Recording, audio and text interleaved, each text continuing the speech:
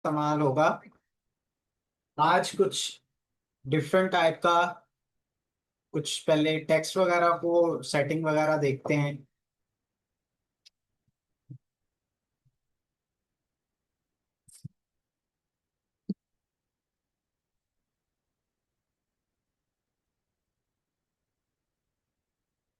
Text tool last time भी मैंने आपको करवाया था।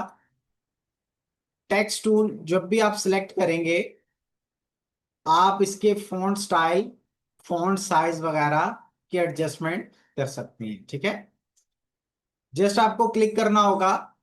आप कोई टेक्स्ट वगैरह लिखना चाहते हैं, जो भी लिखना चाहते हैं वो यहाँ पे टाइप करेंगे। टाइप करने के बाद आप इसका फॉन्ट साइज यहाँ से भी इंक्रीज कर सकते हैं। ये आपका फॉन्ट साइज इंक्रीज हो जाएगा। इसके साथ है, ये बेसिकली लाइन स्पेसिंग है। अगली लाइन अगर आती है तो उसके दरमियान में कितना गैप होगा। ठीक हो गया जी। और ये वाला बॉक्स है, इन लेटर के दरमियान अगर आपको स्पेसिंग ऐड करनी है तो ये आप इसको इंक्रीज करेंगे तो लेटर्स के दरमियान में स्पेसिंग ऐड हो जाएगी। कम जीरो करूंगा तो कम हो जाएगी, मतलब कि बैलेंस हो जाएगा नॉर्मल जो होता है। माइनस में जाएंगे तो वो लेटर करीब करीब करीब होते जाएंगे। ठीक है, तो इस तरह से ये जो वी ए की ऑप्शन है, ये जो सेकंड वी ए वाली ऑप्शन है, इसके अंदर जीरो का मतलब है ना कोई स्पेसिंग ऐड की है, ना कोई हमने माइनस की है।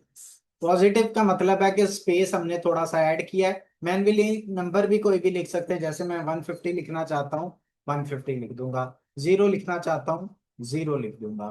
टेक्स्ट की अलाइनमेंट हो सकती है। टेक्स्ट की अलाइनमेंट का मतलब क्या है जी? अगर मैं यहाँ पे एक टेक्स्ट लिखा है और यहाँ पे एक मैंने शेप बनाई है, समीर क्या मसला है भाई? बाद में पूछोगे, बताऊंगा नहीं। अब यहाँ पे ये मेरी शेप पड़ी है, इसके साथ दोनों को सिलेक्ट करके अलाइनमेंट हमने पहले देखा था, ये मैंने अलाइन किया हुआ है। अलाइन किया हुआ है तो अगर मुझे बाद में इसको टेक्स्ट चेंज करने की जरूरत पड़ी है तो मैं कुछ और लिखता हूँ, पाकिस्तान लिखता हूँ, तो देखिए अलाइनमेंट तो नहीं खराब हुई। अच्छा, अब मैंने अलाइनमेंट क्या की हुई है, अब मैंने अलाइनमेंट कर ली है कि ये मेरे पेज के सेंटर में आ जाए। यहाँ पे मैंने सेंटर में किया और इसको पेज के सेंटर में प्लेस किया हुआ अपनी तरफ से मैंने। ठीक है।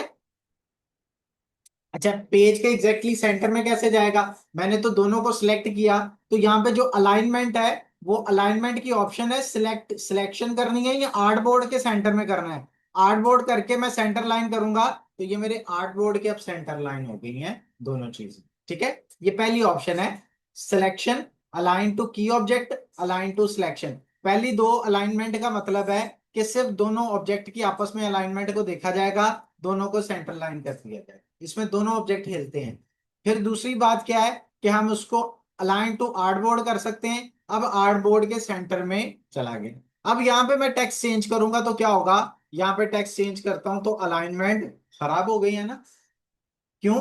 क्योंकि टेक्स्ट की अलाइनमेंट आपकी लेफ्ट अलाइन थी। जब नया टेक्स्ट लिखेंगे तब अलाइनमेंट खराब होगी।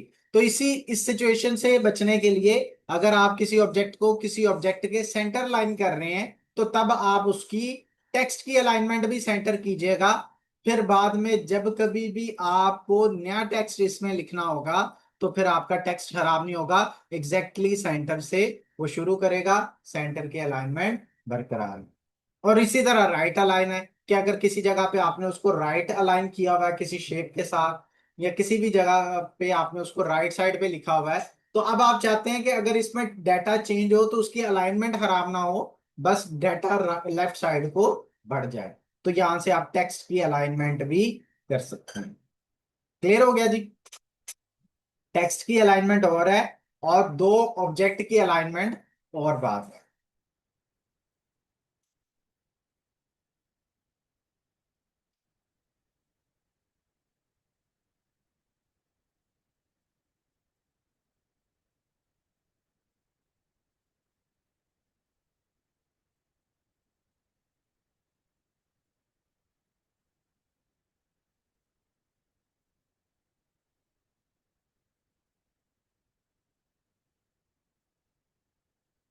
ग्रेडियंट हमने पढ़ लिया था।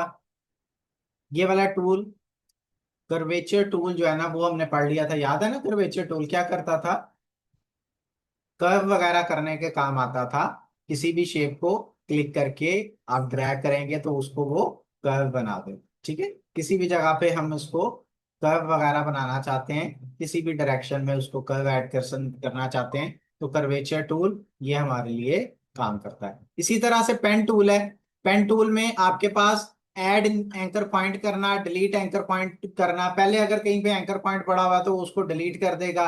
ऐड, इस तरह से ऐड करना है तो क्लिक कर देंगे, ये ऐड हो जाएगा। इसी तरह से आपका ऐड डिलीट वाला काम ये पेन टूल करेगा। अगर नई शेप कोई बना रहे हैं तो वो भी पेन टूल से बना सकते हैं। यहाँ पे क्लिक करूंगा, क्लिक करके ड्रैग करेंगे तो वो कर्व बनाएगा। अगर मैं क्लिक करके जस्ट छोड़ देता हूं तो स्ट्रेट लाइन बनाएगा। इसी तरह से लास्ट पॉइंट को शुरू वाले पॉइंट से मिला देंगे तो आपकी शेप कंप्लीट हो जाएगी। कर्व बनाने के लिए पेन टूल के साथ दोबारा देख लें। क्लिक किया, पहले पॉइंट पे क्लिक करके छोड़ देना फौरन से। दूसरी दफा क्लिक करके अगर तो आपको कर्व चाहिए तो क्लिक करके ड्रैग करेंगे तो आपकी कर्व बनेगी। उसके बाद छोड़ देंगे। अच्छा, अगला पॉइंट जो बनेगा वो खुद ब खुद कर्व बनेगा। देख रहे हैं ना, आपको इस तरह की कर्व नहीं चाहिए, अपनी मर्जी की कर्व चाहिए या चाहिए नहीं, तो आल्ट का बटन प्रेस करके आपने इस पे क्लिक कर देना है तो फिर आपकी स्ट्रेट लाइन बनेगी। अच्छा, अब आपकी मर्जी है, अब आप उसको क्लिक करके ड्रैग कर देंगे तो फिर वो क्या बना देगा, उसको ऐसा कर्व बना देगा। तो इस तरह से आप कर्व वगैरह या जैसी भी शेप बनाना चाहते हैं जस्ट क्लिक क्लिक करते जाएंगे तो आपकी शेप वगैरह बनती जाएगी। पेन टूल के साथ भी जरा एक दफा ट्राई करके देख लें, क्लिक करके ड्रैग करके देखें, कर्व बनेगा। और जस्ट क्लिक करते जाएंगे तो स्ट्रेट शेप ड्रॉ होगी।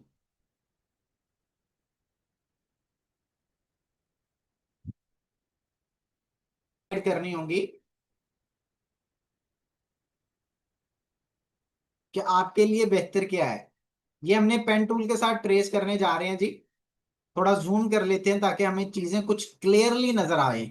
जूम की शॉर्टकट की क्या है? कंट्रोल प्लस, कंट्रोल माइनस से क्या होता है? जूम आउट होता है। ठीक है, हमें सिर्फ ये वाला फोन का आइकन बनाना है, ये ऊपर सिग्नल टाइप नहीं बनाने। ठीक है, अच्छा जी, हम क्या करेंगे, पेन टूल सिलेक्ट करेंगे और डिसाइड करना है। सबसे पहला डिसाइड क्या करना है, कहां से शुरू करें। ठीक है, मैं यहां से शुरू करने लगा हूं। ये मेरा पॉइंट यहां से लेके दूसरा पॉइंट कहां पे लगाऊं ये डिसाइड करना है।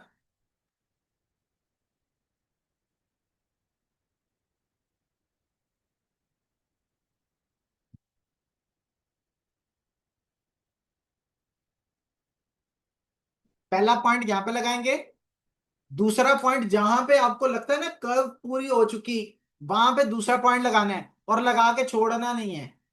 क्या करेंगे, यहां पे लगा के क्लिक करके ड्रैग करेंगे और जब ड्रैग करेंगे तो उसकी कर्व बन जाएगी ऐसे। अब अब ये कर्व डबल बनी है, एक तो पीछे बन चुकी है, एक आगे जो भी पॉइंट लगाएंगे, अब उसका जो मतलब है, उसका जो एंकर पॉइंट है या जो कर्व बन रही है वो हमें नहीं चाहिए। हमें हो सकता है स्ट्रेट चाहिए या हमें हल्की सी कर्व डिफरेंट चाहिए। तो क्या करना होगा, ये जो पॉइंट बना हुआ है इसके दो हैंडल हैं, एक लेफ्ट पे नजर आ रहा है, एक राइट पे नजर आ रहा है। ठीक है, तो इन हैंडल का मतलब है कि ये वाला हैंडल पीछे वाली कर्व को ये मैनेज किए हुए है, ये आगे वाला हैंडल आगे जो मैं क्लिक लगाऊंगा उसको मैनेज करेगा। तो मुझे आगे जो बनानी है कर्व अपनी मर्जी से बनानी है तो आल्ट का बटन प्रेस रखते हुए इसके ऊपर क्लिक कर देंगे तो अगला हैंडल रिमूव होगा। ठीक हो गया। अब मेरी मर्जी है कि मैं इसको चाहे स्ट्रेट लगा लूं पॉइंट या हल्का सा क्लिक करके ड्रैग करके हल्की सी कर्व अटैच करूं। ठीक हो गया जी।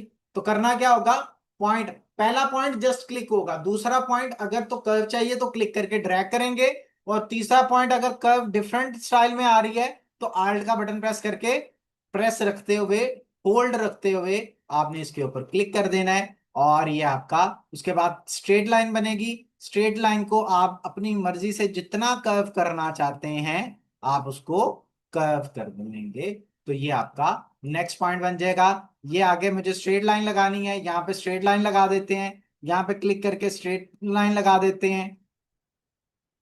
अब यहाँ पे देखें, ये एक ही कर्व में मैनेज हो सकता है और दो पॉइंट भी लग सकते हैं, लेकिन जितने ज्यादा पॉइंट्स लगाते जाएंगे, जिसके तो जरूरत है उतने तो लगाएं, जिसकी जरूरत नहीं है उसको ना लगाएं तो बेहतर है जी। ये देखें, ये एक ही कर्व के अंदर मैंने उसको मैनेज कर दिया। ठीक है, आल्ट का बटन प्रेस करके ये उसका खत्म किया, ये कर्व दोबारा आगे बनाई। इसी तरह से क्लिक क्लिक करते हुए हम कर्व बनाते जाएंगे। और यहाँ पे ये हल्का सा स्ट्रेट पॉइंट लगाया, यहाँ पे फिर कर्व लगाई, क्लिक करके ड्रैग किया, यहाँ पे फिर आल्ट का बटन प्रेस करके क्लिक किया, क्लिक करके ड्रैग किया, फिर आल्ट का बटन प्रेस करके इस पर क्लिक किया, क्लिक करके ड्रैग किया, फिर आल्ट का बटन प्रेस करके इस पर क्लिक किया। स्ट्रेट लाइन लगानी थी, जस्ट क्लिक कर दिया, क्लिक करके ड्रैग किया, तो जितनी कर्व बनानी है उतनी कर्व बन के आ जाएगी। आल्ट का बटन प्रेस करके इस पर क्लिक किया, यहां से लेके यहां तक, अगर तो यहां तक बनानी है तो यहां तक भी बना सकते हैं, क्लिक करके ड्रैग कर देंगे। अच्छा, मेरे से नहीं बनेगी, मुझे लगता है मेरे से नहीं बनेगी इतनी लंबी कर्व, फिर कर्वेचर टूल भी यूज कर सकते हैं। यहां से मैंने सीधा पॉइंट लगा देता हूँ कि ये कर्व लंबी है, मेरे से नहीं बनेगी, मैनेज नहीं होगी, तो मैं इतना लगा देता हूँ। यहाँ पे क्लिक करके यहाँ पे कर्व ऐड कर दी, आल्ट का बटन प्रेस करके इस पे क्लिक कर दिया, ये स्ट्रेट लाइन लगा दी। अब ये वाला कर्वेचर टूल भी आप यूज करते हुए सेंटर से क्लिक करके ड्रैग कर ले नीचे की तरफ, ऐसे। ठीक हो गया, दोनों टूल का इस्तेमाल भी हो सकता है, और सिर्फ पेन टूल का इस्तेमाल भी करते हुए आप उसको कर्व बना सकते हैं, उस जैसा फोन का आइकन हमारा बन चुका। ठीक हो गया जी, आप नेट से फोन का आइकन डाउनलोड करें और उस जैसा पेन टूल के साथ ड्रॉ करें। अच्छा, ये पिक्चर है, इसमें कलर फिल नहीं होगा, ये हमने खुद ट्रेस किया है, खुद बनाया है, इसके अंदर हम खुद से जैसा मर्जी कलर कर सकते। क्लियर हो गया, ट्राई करके देखें, फिर आगे चलते हैं। के अंदर जिसको ये कर्व बनानी मुश्किल लग रही है ना पेन टूल के साथ, उसके लिए आसानी ये है कि वो ये कर ले, सिर्फ पेन टूल के साथ ना पॉइंट लगा ले, बस।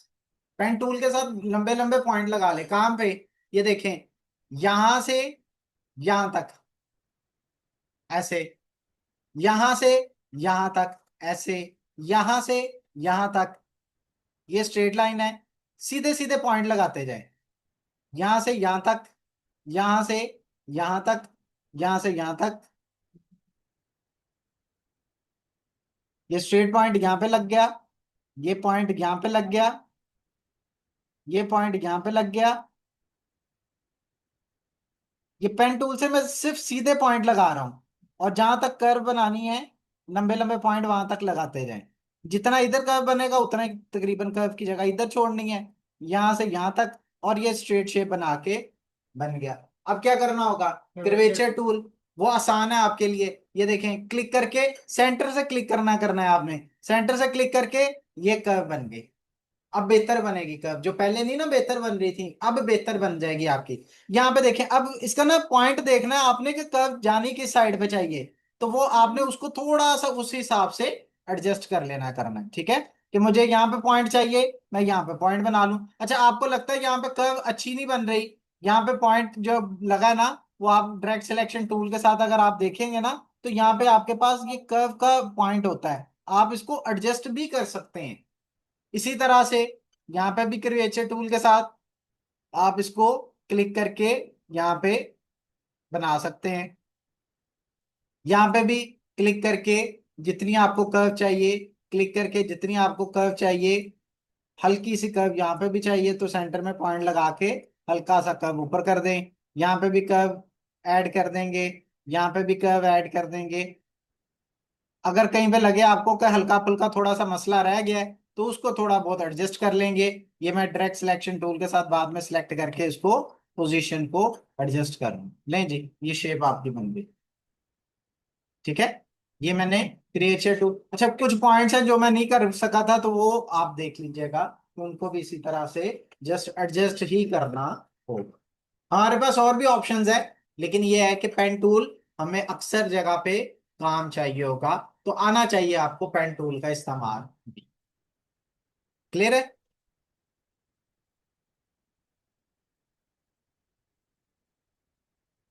अगर आपको ये लाइन बनानी है तो कैसे बनाएंगे, अब सोच के बताना है आपने, कैसे बनाएंगे बताएं ना जरा, वर्बली एक्सप्लेन करेंगे कि क्या करेंगे, पेन टूल लेंगे, कहाँ से शुरू करेंगे। ये वाले सिग्नल लाइंस, अच्छा, ये कैसे बनेंगे, तो पेन टूल, पेन बनेगी पेन टूल से, हाँ। पेन टूल क्या करेंगे, पॉइंट लगा, वैसे सीधा सीधा पेन टूल से भी बन सकती है, कर्वेचर टूल ना भी यूज करें तो तब भी चलेगा। हाँ, आपकी मर्जी है, अगर आप करना चाहते हैं तो कर सकते हैं। यहां से शुरू करें। जी। अच्छा, मैं यहां से शुरू करूंगा। क्लिक करके बिल्कुल सेंटर से शुरू कर रहा हूं। क्यों? जहां पे आपका बिल्कुल सेंटर में आ जाए। ये मैंने क्या लगाया जी? ये मैंने लगा दिया है एक लाइन, एक पाथ। ठीक हो गया। अब मुझे इसको फिल करने की जरूरत नहीं है, तो फिल इसका खत्म करके आउटलाइन लगा देता हूं। फिल खत्म करके आउटलाइन रख लेते हैं सिर्फ। फिर फिर आप इसका स्ट्रोक इंक्रीज कर देंगे। ये देखें, जितनी थिकनेस चाहिए उतना स्ट्रोक बढ़ा देंगे ऐसे। फिर फिर क्या करना है? उसके तो एजिस राउंड थे, हमारे कॉर्नर टाइप के आ रहे हैं तो कोई मसला नहीं। स्ट्रोक के ऊपर क्लिक करेंगे और यहां से उसे कहेंगे हमें कैप्स। ये जो एंड पॉइंट होता है ना लाइन लाइन का, वो कैप्स कहलाता है। तो कैप्स हमें राउंड चाहिए। बन गई लाइन। क्लियर है? सिंपल है ना? इस तरह की लाइन के लिए हम लाइन यूज करेंगे। अच्छा, मैंने तरीके बहुत सारे हैं। एक और तरीका देखिएगा। मैंने पेन टूल यूज किया था ना, अब दूसरा तरीका देखिएगा। मैं लाइन टूल यूज कर सकता हूं। इसके लिए लाइन टूल भी तो हो सकता है, लाइन सेगमेंट टूल। तो हम लाइन टूल भी तो यूज कर सकते हैं। लाइन टूल, उसकी थिकनेस कितनी हो, जितनी थिकनेस उसकी रखी थी इसकी भी रख सकते हैं। हाँ, अब क्रिएचर टूल जो है ना वो अब यूज कर सकते हैं सेंटर से उसको पिक करके ऊपर करने के लिए। ये दूसरा तरीका है, ये भी ठीक है। अगर पेन टूल नहीं यूज करना, लाइन टूल यूज करेंगे। लाइन टूल में इसकी थिकनेस कितनी मैंने 20 रखी थी, तो दोबारा वो फिर अगेन 20 सिलेक्ट है, तो मैंने उसको चेंज ही नहीं किया। बाय डिफॉल्ट कितनी सिलेक्ट होती है? 1 होती है। अगर ब्रीक होगी तो ऐसे दिखेगा। बाय डिफॉल्ट स्ट्रोक क्या होता है? ये एंड कैप ऐसे होते हैं। तो क्या करना होगा? अगर आपको लाइन लगाते हैं, ये स्ट्रेट लाइन लगाते हैं, तो बाय डिफॉल्ट ऐसे स्ट्रेट लाइन लगेगी ना, और उसके एंड कैप भी ऐसे होंगे। तो चेंजेस क्या करनी होंगी? आपको सिर्फ दो चेंजेस करनी है। यहाँ पे पहला काम करना है, आपने इसका स्ट्रोक ज्यादा करना है। अच्छा, स्ट्रोक ऐसे क्लिक करके एरो आप करेंगे ना, तो वो बढ़ता जाएगा, आपको पता चल जाएगा मुझे इतना स्ट्रोक रखना है, इतना रखना है, इतना रखना है। क्लियर हो गया? दूसरे नंबर पे आपने इसके स्ट्रोक में जाके कैप्स को राउंड करना है। कैप्स, कैप्स किसके होते हैं? लाइन के कैप्स होते हैं। लाइन का हेड। लाइन का हेड, दोनों साइड के हेड वो कैप्स कहलाते हैं आपके। ठीक है। अब उसको आपको राउंड करना है, तो ये राउंड हो गए। अब क्रिएचर टूल लेके आपने उसको क्लिक करके सेंटर से क्लिक करके ऊपर को मूव करवा देना है। ले भी, वो कर्व वाली लाइन बन गई। आसान है ना? कोई मुश्किल काम नहीं है। इस तरह करके हम क्रिएट कर सकते हैं। ये आपका दोनों क्रिएट हो गए। ये मैंने दोनों डिफरेंट डिफरेंट मेथड से क्रिएट किए हैं आपके लिए। ठीक हो गया जी? ट्राई करके देख लें, वैसे लाइन लगा लें। अगर आपके पास ये वाला लोगो नहीं था, वैसे लाइन लगा के उसको कर्व करके देख लें, थिकनेस बढ़ा के देख लें, एंड्स को राउंड करके देख लें।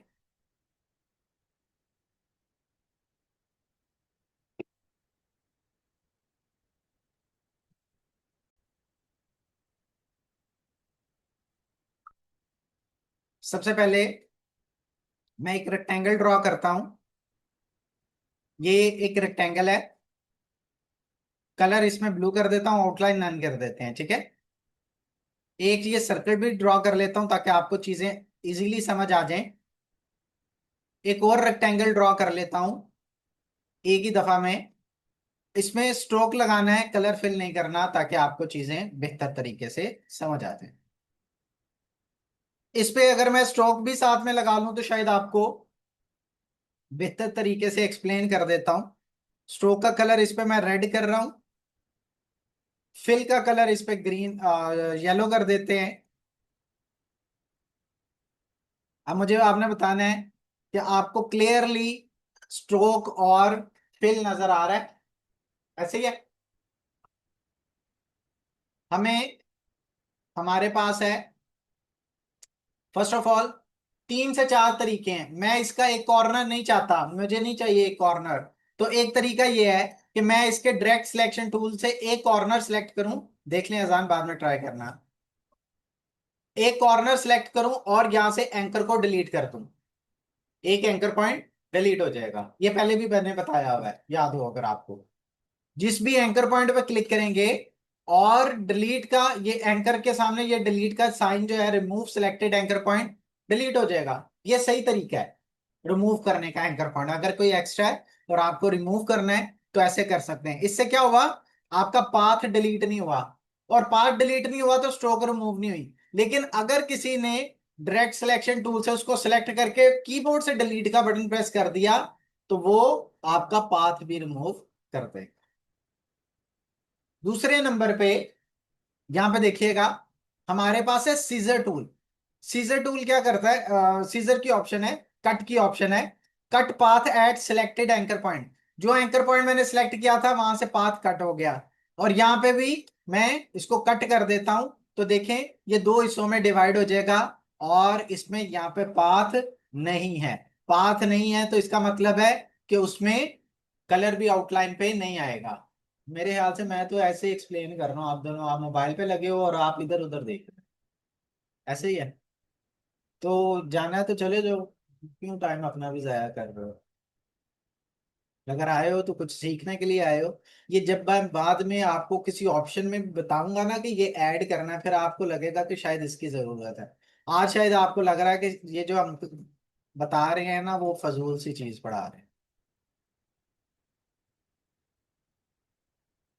अगर यही काम एंकर पॉइंट पे करना है तो फिर तो यहाँ पे आप सीजर वाला एंकर पॉइंट ऑप्शन यूज कर सकते हैं, मतलब कि कट पाथ ये वाला ऑप्शन यूज कर सकते हैं। और ये भी आपको डायरेक्ट सिलेक्शन टूल से पहले एंकर पॉइंट को सिलेक्ट करना होगा और फिर आपका यहाँ से कटिंग होगा।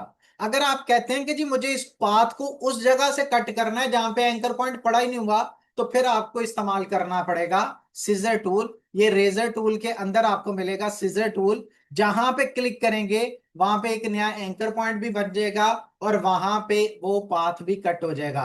दूसरा मैं यहां पे क्लिक करता हूं, यहां पे भी उसका एंकर पॉइंट भी बन गया और पाथ भी कट हो गया। अब मैं इसको डायरेक्ट सिलेक्शन टूल से इस पाथ को इधर को मूव करके आपको,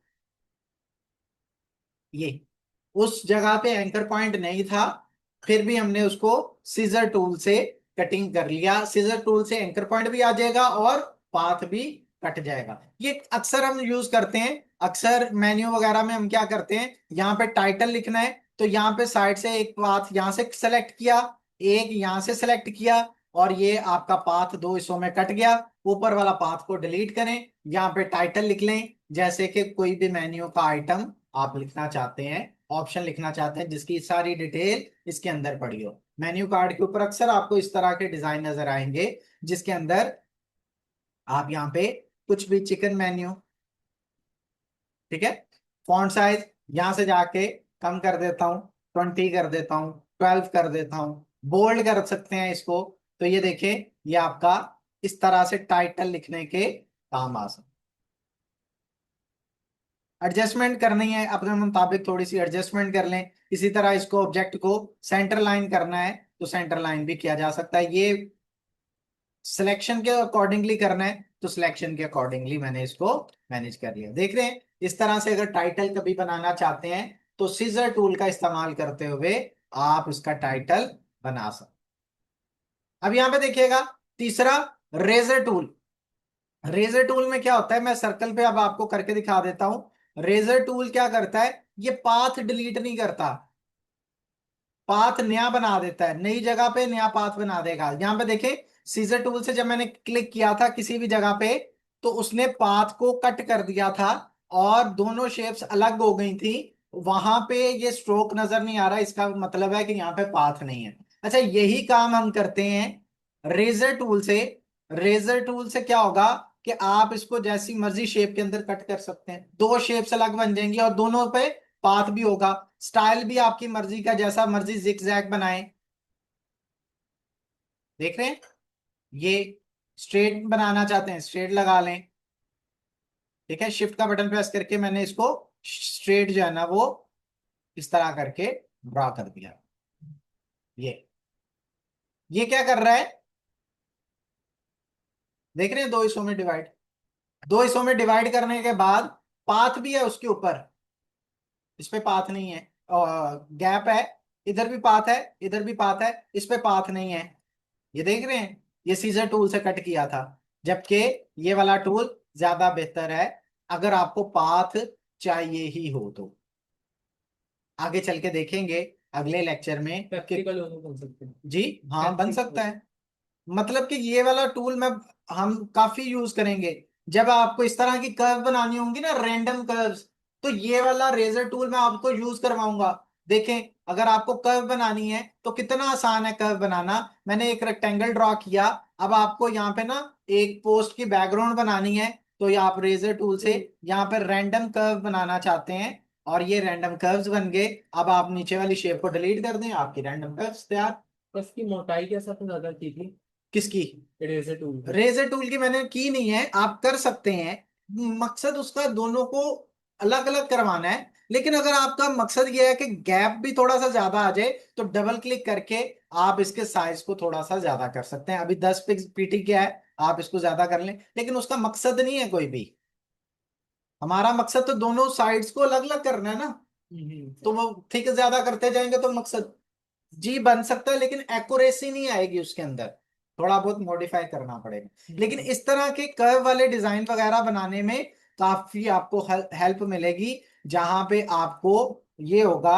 अच्छा, इसकी ना एक साइड की थिकनेस कम की जा सकती है, एंगल, ये देखिएगा, ये भी एक ऑप्शन है, ये ऐसे। अब देखें, अब मैं इसको यूज करूंगा तो किसी साइड पे ज्यादा और किसी साइड पे कम कर्व बनाएगा। ठीक हो गया जी। तो ये आप, आपकी मर्जी है जैसे आप करना चाहें, ये आप आपके लिए इस्तेमाल, आपके इस्तेमाल में आ सकता है। रेजर टूल है, डबल क्लिक करके वापस इसका एंगल 100 कर देता हूं, सॉरी 0 एंगल कर देते हैं, और इसको 100% कर देते हैं, राउंडनेस उसकी 100% हो जाए। 10 उसका साइज वापस कर देते हैं जो कि पहले था। ये आपका कर्व जैसा आप बनाना चाहते हैं, रैंडम कर्व बन जाएगा। दूसरी साइड पे कलर चेंज करना चाहें, वो आपकी मर्जी है, वो शेप ही अलग हो गई है, वो आपकी शेप ही अलग हो गई है। आप उसका कलर अलग कर सकते हैं, आप उसको डिलीट कर सकते हैं सिलेक्ट करके। अब ये टाइटल के लिए यूज कर सकते हैं। जी जी, रेक्टेंगल है, शेप है आपकी, जैसे मर्जी रीसाइज करें। टाइटल के लिए इस्तेमाल करना चाहते हैं, टाइटल के लिए इस्तेमाल करें। ये आपका टाइटल आ गया, नीचे बाकी कंटेंट ऐड करना है वो ऐड करें। ये आपके डिजाइन की चीजें हैं। अच्छा है, ऑप्शन है। सिर्फ करना क्या है, कोई शेप सेलेक्ट करके रेजर से डिलीट कर दो बस। करके देखें जरा, अगली क्लास में इसका प्रैक्टिकल लोगो भी बनवाऊंगा, अगली क्लास में इंशाल्लाह। आज स्टूडेंट थोड़े से कम है, तो इस तरह करके आप इसको ट्राई कर लें, फिर अगली क्लास में देखेंगे। बाकी इसमें मजीद अभी भी चीजें की जा सकती हैं, ये जैसे कि कर्व अगर आपको लगता है ना कहीं पे स्मूथ नहीं है, तो आप यहाँ पे इसको स्मूथ वगैरह भी कर सकते हैं, मजीद इसमें स्मूथनेस वगैरह भी लेके आ सकते हैं।